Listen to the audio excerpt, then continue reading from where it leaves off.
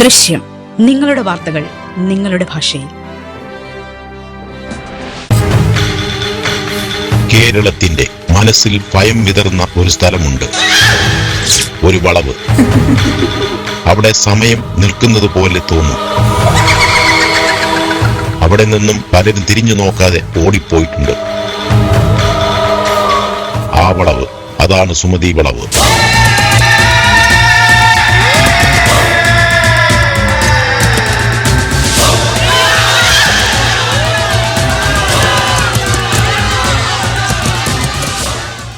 സുമതിയുടെ കഥ നമ്മെ കൈപ്പെടുത്തുന്ന ഒരു കഥയല്ല, മറിച്ച് മനുഷ്യ ജീവിതത്തിന്റെ സങ്കീർണതകളെ കുറിച്ചുള്ള ചിന്തനീയമായ ഒരു കഥയാണ്. ഇത് നമ്മോട് തന്നെ ചോദ്യങ്ങൾ ചോദിക്കാൻ പ്രേരിപ്പിക്കും. നമ്മുടെ ജീവിതത്തിലെ അപൂർണതകൾ, നഷ്ടങ്ങൾ, പ്രണയം നടിച്ച് ചതിക്കുന്ന ചതികൾ, ഒറ്റപ്പെടുത്തൽ.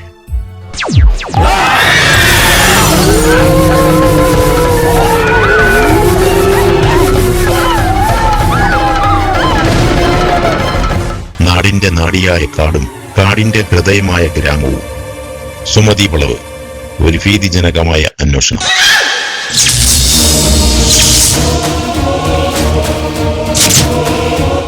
കേരളത്തിലെ ഏറ്റവും ഭയപ്പെടുത്തുന്ന സ്ഥലങ്ങളിൽ ഒന്നാണ് സുമതി വളവ്. ഈ വളവുമായി ബന്ധപ്പെട്ട് പല ഭീകരമായ കഥകളും പ്രചരിക്കുന്നു. അവയിൽ ഏറ്റവും പ്രശസ്തമായത് സുമതിയുടെ ആത്മാവ് അവിടെ അലയുന്നു എന്നുള്ളതാണ്. പാലോട് നിന്നും ഭരതന്നൂർക്ക് പോകുന്ന വഴിയിലുള്ള ഒരു സ്ഥലമാണ് സുമതി വളവ് എന്നറിയപ്പെടുന്ന സ്ഥലം.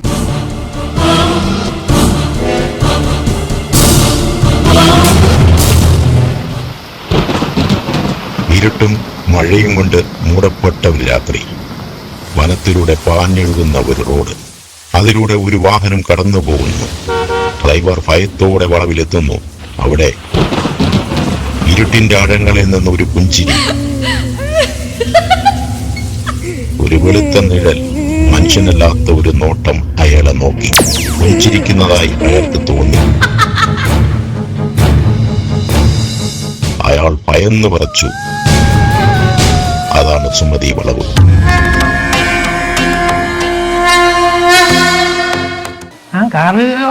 ഒരു കാറ് തന്നെ കൊണ്ടുവന്നത്. അവനെ വിതർമ്മല സ്കൂളിൽ പഠിച്ചുകൊണ്ടിരുന്ന കേറാണ്.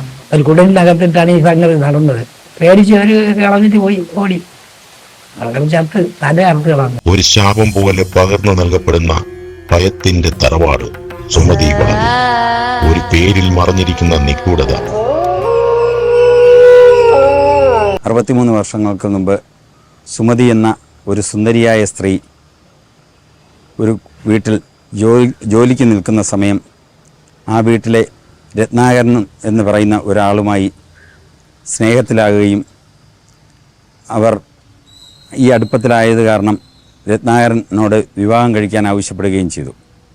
രത്നാകരൻ ഇത് നിരസിക്കുകയും അവിടുന്ന് ഒരു വാഹനത്തിൽ കയറ്റി ഇപ്പോൾ സുമതി വളവ് എന്നറിയപ്പെടുന്ന സ്ഥലത്ത് എത്തുകയും സുമതിയെ അവിടെ വെച്ച് കൊല ചെയ്ത് കാട്ടിൽ ഉപേക്ഷിക്കുകയും ചെയ്തു. രാത്രിയുടെ നിശബ്ദതയിൽ മുഴങ്ങുന്ന ഒരു ഐതിഹ്യം.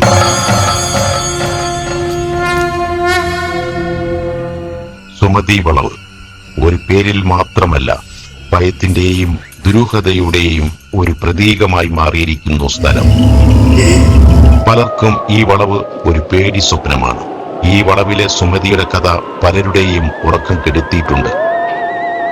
ഞാൻ ഈ സ്റ്റേഷനിൽ ഏകദേശം 1 വർഷം ട്രാൻസ്ഫറായി വന്നപ്പോൾ തന്നെ ഞാൻ ഇതിനെക്കുറിച്ച് ഇവിടെ സുഹൃത്തുക്കളായിട്ടൊക്കെ ഇതിനെക്കുറിച്ച് സംസാരിച്ചിട്ട് ആദ്യ ദിവസങ്ങളിൽ തന്നെ ഞാൻ ഇവിടെ സ്റ്റേഷൻ ബൈക്ക് എടുത്തിട്ട് ഞാനും എടുത്ത് സുഹൃത്തും കൂടെ ഈ സ്ഥലത്ത് പോയി. ഈ സുമതി മരിച്ചെന്ന് പറഞ്ഞ സ്ഥലവും സുമതി ഓടി രക്ഷപ്പെടാൻ ശ്രമിച്ച സ്ഥലമൊക്കെ നമ്മൾ പോയി കാണുകയും അവിടെ നിന്ന് ഈ സുമതിയെക്കുറിച്ച് മാത്രം മനസ്സിൽ ആലോചിച്ചുകൊണ്ട് അവിടെ നിൽക്കുകയും ഒക്കെ ചെയ്തപ്പോൾ സുമതിയുടെ ഒരു സൗന്ദര്യ വാസ്വരിക ശക്തിയും ഒരു കാറ്റുമൊക്കെ ആയിട്ട് നമുക്ക് ഫീൽ ചെയ്യുന്നുണ്ട്. ഒരു നിശ്ചലമായ വളവ്,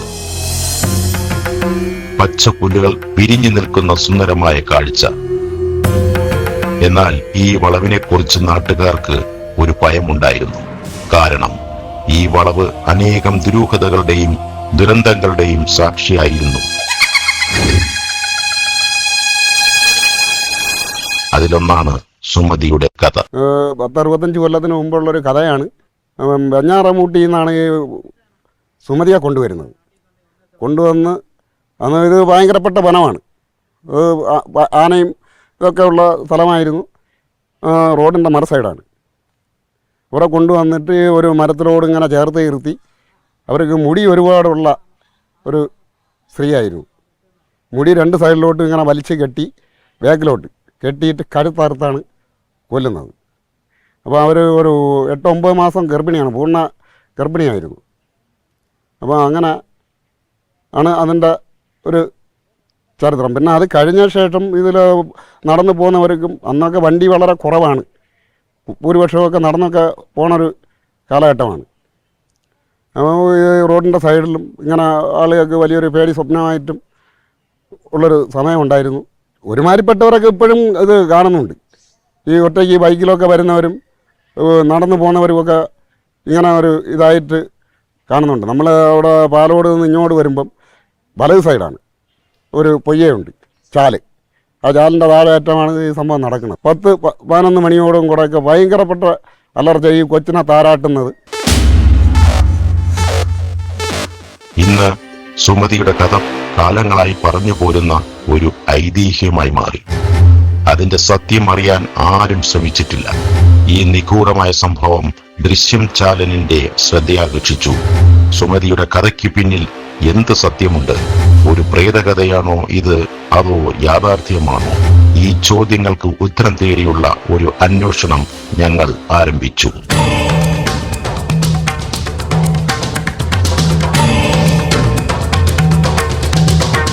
നേരിൽ കണ്ട ഞാനും ഇതുപോലെ കണ്ടിട്ടുണ്ട്.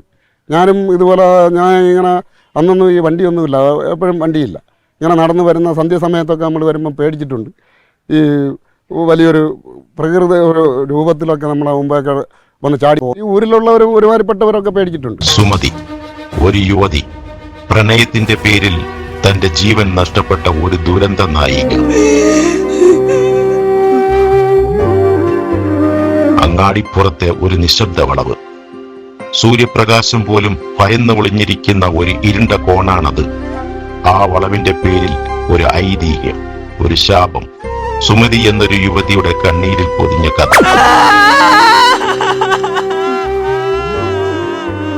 തണുത്ത മഞ്ഞുമൂടിയ മലയോര ഗ്രാമം, വനത്തിന്റെ നിശബ്ദതയെ പൊട്ടിച്ചുകൊണ്ട് ഒരു ദുരന്തം. സുമതി, ഒരു വേലക്കാരി, മുതലാളിയുടെ മകനെ സ്നേഹിച്ചു. ആ സ്നേഹം അവളെ നശിപ്പിച്ചു.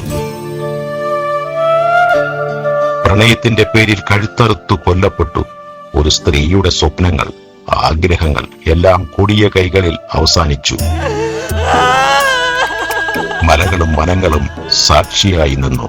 പാലോടിന്റെ മനോഹരമായ കാഴ്ചകളിൽ നിന്നും വ്യത്യസ്തമായി മയിലുമൂട് ഒരു ദുരന്തത്തിന്റെ ദൃക്സാക്ഷിയായി.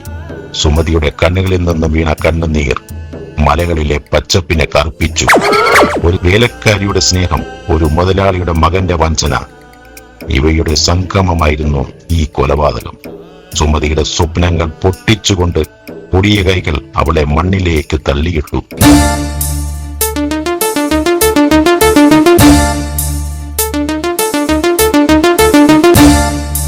അവിടെ പലപ്പോഴും ഈ കാള് വരാറുണ്ട്. ഇങ്ങനെ അവിടെ ആള് നിൽക്കുന്നത് പണ്ട് ആൾക്കാർ വണ്ടി പോകുന്ന ആൾക്കാർ പറയാറുണ്ട്. ഞങ്ങളൊക്കെ ഇത് കേട്ടുകേൾവിയുള്ള ഒരു കഥയാണ്.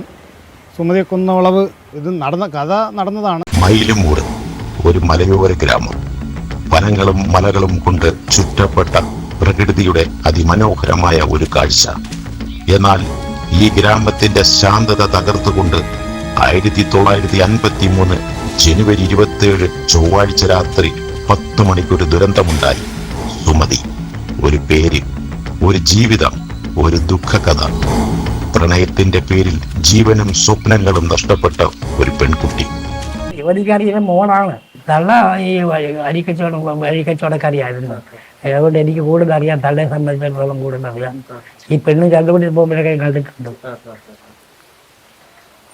പെണ്ണ് നല്ല യോഗ്യതയുള്ള പെണ്ണായിരുന്നു. മാസങ്ങൾ നീണ്ട അന്വേഷണം അവസാനം വിജയം കണ്ടു. രത്നാകരൻ, സുമതിയുടെ കൊലയാളി, പോലീസ് പിടിയിലായി, കൂടെ കൂട്ടാളിയും. ഇതാണ് സുമതിയുടെ കൊലപാതക കേസിന്റെ ഫയലുകൾ സൂക്ഷിച്ചിരിക്കുന്ന പഴയ പോലീസ് സ്റ്റേഷൻ. രത്നാകരനും അയാളുടെ സഹായിക്കും ജീവപര്യന്തം ശിക്ഷ ലഭിച്ചു. ശിക്ഷ കഴിഞ്ഞ് രത്നാകരൻ പുറത്തിറങ്ങി. വേറെ വിവാഹം കഴിച്ചു, ജീവിച്ചു, മരിച്ചു. എന്നാൽ സുമതിയുടെ ആത്മാവിന് ആ ശിക്ഷ മതിയായില്ല.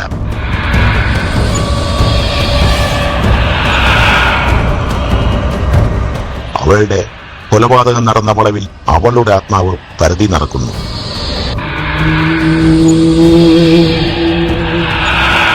അവളുടെ കണ്ണുകൾ ഇപ്പോഴും നീതിക്കായി കൊതിക്കുന്നു. ഓരോ വാഹനവും ആ വളവിലെത്തുമ്പോൾ അവളുടെ നിശ്വാസം അനുഭവപ്പെടും. ഒരു തണുത്ത കാറ്റ് വീശും. പെട്ടെന്ന് വണ്ടി പഞ്ചറാകും, അല്ലെങ്കിൽ എവിടെയോ നിന്ന് ഒരു ശബ്ദം കേൾക്കും. സുമതിയുടെ ആത്മാവ് ഇപ്പോഴും അവിടെ അലയുന്നു.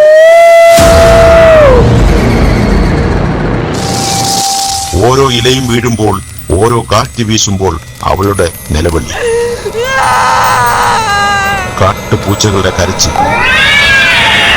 സുമതിയുടെ ആത്മാവ് അവളെ കൊന്നവർക്ക് മാത്രമല്ല, ആ വഴിയിൽ പോകുന്ന എല്ലാവർക്കും ശാപമായി മാറിയിരിക്കുന്നു. അരുവിമുഖത്തെ പഴയ പാലത്തിനടുത്തുള്ള വളവ്.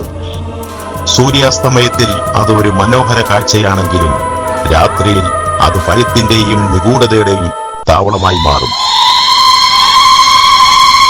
കാരണം ആ വളവിൽ അലയുന്ന ഒരു ആത്മാവുണ്ട്, സുമതിയുടെ ആത്മാവ്. ആ വളവിൽ ദുരൂഹമായ സംഭവങ്ങൾ പതിവായി. രാത്രികാലങ്ങളിൽ സുമതിയുടെ കരച്ചിൽ കേൾക്കുന്നതായി പറയപ്പെടുന്നു. വഴിപോക്കർക്ക് അവളുടെ രൂപം കാണാറുണ്ട്. പ്രണയത്തിൽ പൊള്ളിയ ആത്മാവ് ഇപ്പോഴും ആ വളവിൽ അലയുന്നു എന്നാണ് വിശ്വാസം. കാലം മാറി, തലമുറകൾ മാറി. എന്നാൽ സുമതിയുടെ കഥ അങ്ങാടിപ്പുറത്തെ ജനങ്ങളുടെ ഹൃദയങ്ങളിൽ ഇന്നും ജീവിക്കുന്നു. പ്രണയത്തിന്റെ വേദനയും വഞ്ചനയും എത്രത്തോളം ആഴത്തിൽ ഹൃദയത്തിൽ മുറിവുണ്ടാക്കി എന്നതിന്റെ ഒരു ഉദാഹരണമായി. അന്വേഷണത്തിന്റെ കണ്ടെത്തലുകൾ. ദൃശ്യം ചാനലിന്റെ അന്വേഷണ സംഘം സുമതിയുടെ നിഗൂഢതയുടെ അടിത്തട്ടിൽ എത്തിച്ചേരാൻ പരിശ്രമിച്ചു. പഴയ രേഖകൾ പരിശോധിച്ചു, ഗ്രാമവാസികളുമായി സംവദിച്ചു, ശാസ്ത്രീയ പഠനങ്ങൾ നടത്തി. സുമതിയുടെ ആത്മാവ് ഇപ്പോഴും ആ വളവിൽ അലയുന്നുണ്ടോ എന്ന ചോദ്യത്തിന് ഉത്തരം കണ്ടെത്താൻ നമുക്ക് കഴിഞ്ഞില്ല. എന്നാൽ ഈ വളവ് ഇപ്പോഴും നമ്മുടെ മനസ്സിൽ ഒരു ഭയമുണർത്തുന്നു എന്ന് തന്നെയാണ് സത്യം. സുമതിയുടെ കഥ ഒരു പ്രേതകഥയേക്കാൾ ഒരു മനുഷ്യകഥയാണ്. പ്രണയം, നഷ്ടം, ദുഃഖം, ഇതൊക്കെയായിരുന്നു സുമതിയുടെ ജീവിതം. പ്രണയം ജീവിതത്തിന്റെ ഒരു പ്രധാന ഭാഗമാണ്. എന്നാൽ അത് നമുക്ക് വേദനയും നൽകാം. നഷ്ടം ജീവിതത്തിന്റെ ഒരു സ്വാഭാവിക ഭാഗമാണ്. എന്നാൽ അതിനെ നേരിടാൻ നാം പഠിക്കണം. മരണം അവസാനമല്ല, മറിച്ച് ഒരു പുതിയ തുടക്കമാവണം. നമ്മുടെ ചുറ്റുപാടുകളിൽ അദൃശ്യമായ ശക്തികൾ ഉണ്ടാകാം. നാം അതിനെയെല്ലാം ധൈര്യപൂർവ്വം അതിജീവിക്കണം. സുമതിയുടെ കഥ ഒരു ഓർമ്മപ്പെടുത്തലാണ്. നമ്മുടെ ജീവിതത്തിൽ നമുക്ക് വേണ്ടപ്പെട്ടവരെ നഷ്ടപ്പെടുമ്പോൾ അവരുടെ ഓർമ്മകൾ നമ്മോടൊപ്പം തന്നെ ഉണ്ടാകും. ആ ഓർമ്മകളിൽ നമുക്ക് മുന്നോട്ട് പോകുവാൻ കഴിയും.